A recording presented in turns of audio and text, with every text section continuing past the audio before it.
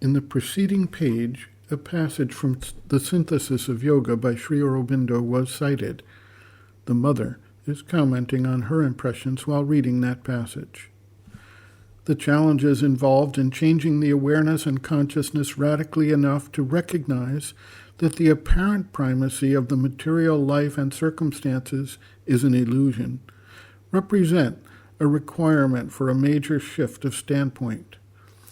As with everything, once we understand the problem and take steps towards adjusting our relation to that problem, we are already nearing the solution, as the mother points out. For most of humanity, this recognition has not come. There are a small number of people, one may call them forerunners, who even have an inkling of these issues, and they simply represent the first people truly touched by the pressure of the new, higher consciousness that is in the process of manifesting.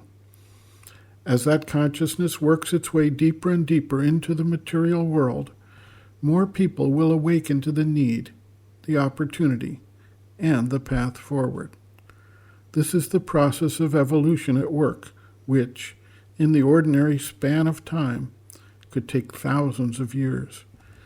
It is the hope that through conscious dedication and participation by those who awaken to this opportunity, the texturing of consciousness generally can lead to a more widespread recognition of and adoption of new ways of being, thinking, and acting in the world. At present, it seems like the pressure of the existential crisis we face is forcing humanity to grapple with these issues in a much more focused manner. The mother observes, quote, "It seems to me that when you begin to see things in this way, when they appear to you as they are described here, you are already close, very close, to the solution. The worst of it is that generally the whole material reality seems to be the only reality, and everything which is not that seems altogether secondary. And the right of that material consciousness to rule, guide, organize life, to dominate all the rest, is justified to such an extent that if someone tries to challenge this sacrosanct authority, he is considered half mad or extremely dangerous. It seems to me one must still go a very long way to consider material life in the way Sri Aurobindo has described it here. And I am quite convinced that if one feels it like that, sees it like that, as he has described it, one is very, very close to the remedy.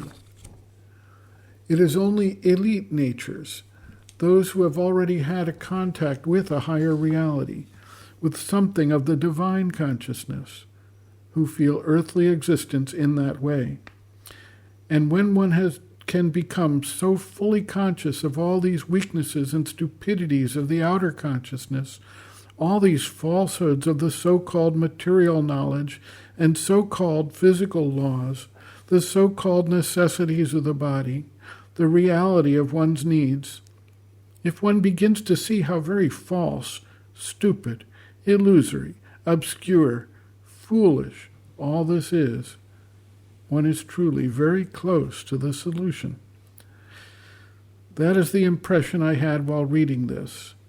I had the feeling that to see things in this way, one must have already climbed to a very high peak, and that one is at the gates of liberation. If you can read this passage again and be convinced of its reality and its absolute truth, well, that is already a great step." End quote. Reference, Sri Aurobindo and the Mother, Looking from Within, Chapter 1, Looking at Life and Circumstances, pages 19 to 20.